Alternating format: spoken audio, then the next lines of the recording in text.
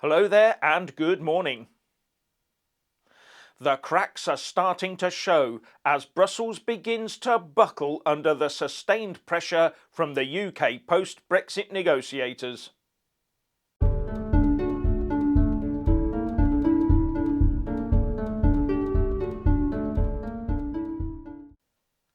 As per usual, please like, subscribe and comment below. And when subscribing, please do press that little bell, but also select the all option, or you won't get any notifications when I publish a new video. The EU has started to see sense and has made some welcome proposals that will go some way to easing the problems relating to the Northern Ireland Protocol. But don't go cheering quite yet, because the Eurocrats are determined to keep Northern Ireland in the thrall of their European Court of Justice. Now, a lot of people think that although it is in the UK, they think that Northern Ireland is in a complex power sharing arrangement with the Republic of Ireland. But in truth, since the imposition of the Irish Border Protocol, Northern Ireland has also been in a one-way power sharing arrangement with Brussels, making everything far more complicated, and that has to stop. Now, the very fact that Brussels has buckled shows just how weak their hand really is. This is not Brussels being nice and cuddly. As we've seen over the last few years, the EU does not do nice and cuddly. No, the EU is just a ruthless power-grabbing organisation. If it were a mere trading bloc, we would not be where we are today, of that be in no doubt. I would surmise that they've come to the conclusion that the UK is not bluffing about triggering Article 16 and that legally the UK is on firm ground here, because it is. And I would also assume that Brussels will have quietly sounded out the ECJ as to which way the wind blows. And maybe even the EU tame judges would balk at brazenly voting against the UK in the face of the legal truth. Then there's the danger of a trade war should Brussels actually double down on the protocol. Maybe that's pulled Brussels up short too. So what our negotiators led by Lord David Frost should do is follow the old military adage of reinforcing success. That is, keep the pressure on, although I doubt Frosty needs me to tell him that. And the big message for everyone should be that the Brexiteers have been vindicated.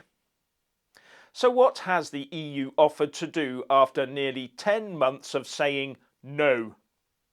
Well, halving checks on goods going from Great Britain to Northern Ireland for a start, by using real-time trading data to determine which goods really are going or in danger of going over the border into Southern Ireland. Everyone else gets the express route in. They're also offering a UK-only bespoke arrangement to allow Great Britain to send meat and plants to Northern Ireland. No other third country gets this. But we won't be able to transport pets like cats, dogs and ferrets over the border to them. And on pharmaceutical products, we'll be able to start sending medicines from Great Britain to Northern Ireland again, without the makers having to be based inside the EU single market, with the medicines being regulated by the UK. And that's another UK-only deal that they would never ever give to another outside country. Now, this may all sound palatable to some, but when first looking into this whole Irish border thing, the heads of both the UK and Irish customs said the already soft border between North and South Ireland could be made to work as a trade border, as well as the already existing currency, tax and legal border. But EU politics got in the way of that one. Here's what Tory MP and Brexiteer David Davis wrote on that in the Telegraph yesterday. When listening to the ill-informed commentary on the needs for border checks, people should remember that before the protocol was even imagined, both the heads of Irish and British customs authorities gave evidence to their respective parliaments that no visible checks were necessary at the Irish border to maintain single market integrity. But that was before the politicians got involved. Exactly. The protocol was always about one single thing: grabbing power over a part of the UK, nothing else. And Dublin was, of course, more than ecstatic to play along with that one. And they had the added advantage of being on the EU team, so having the opportunity to inject their side story into EU policy, with Ramona's delightedly tittering away in the background.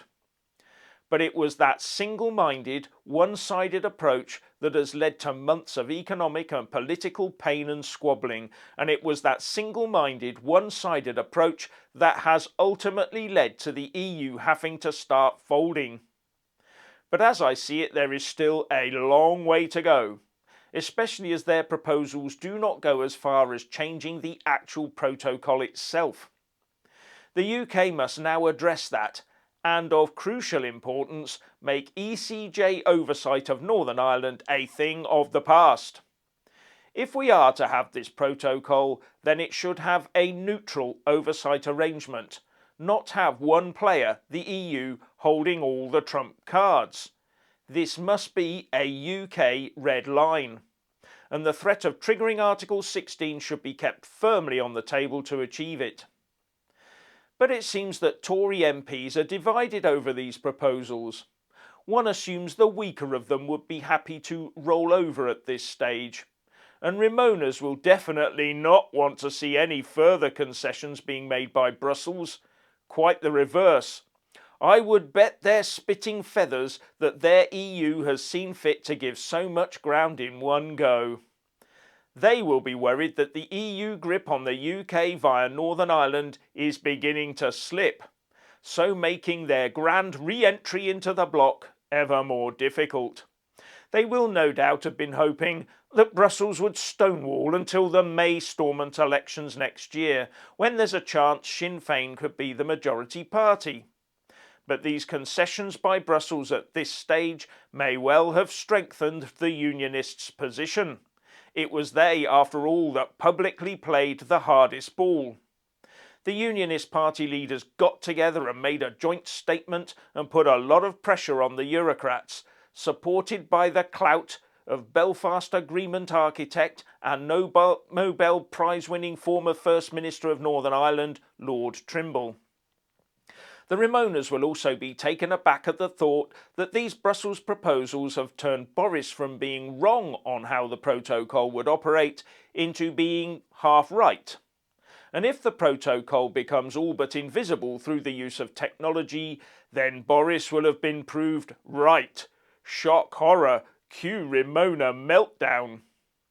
Now, the EU is offering to set up protocol forums with Northern Ireland civil societies and businesses to discuss problems that arise from how the protocol operates, along with some stakeholders being invited to the UK-EU Parliamentary Assembly formed as part of the Brexit Trade and Cooperation Agreement.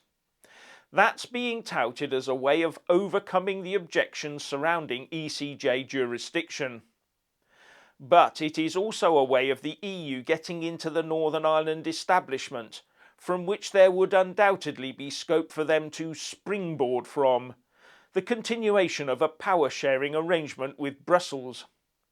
As I've said before, never trust a Eurocrat offering a protocol amendment.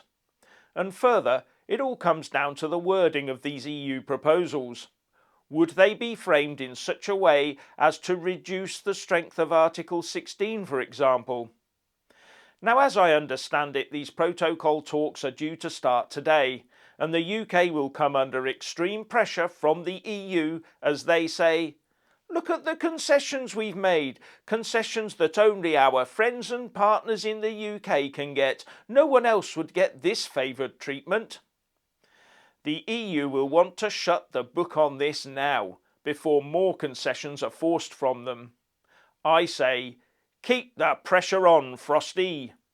So what's your opinion on these EU proposals? Please like and comment below.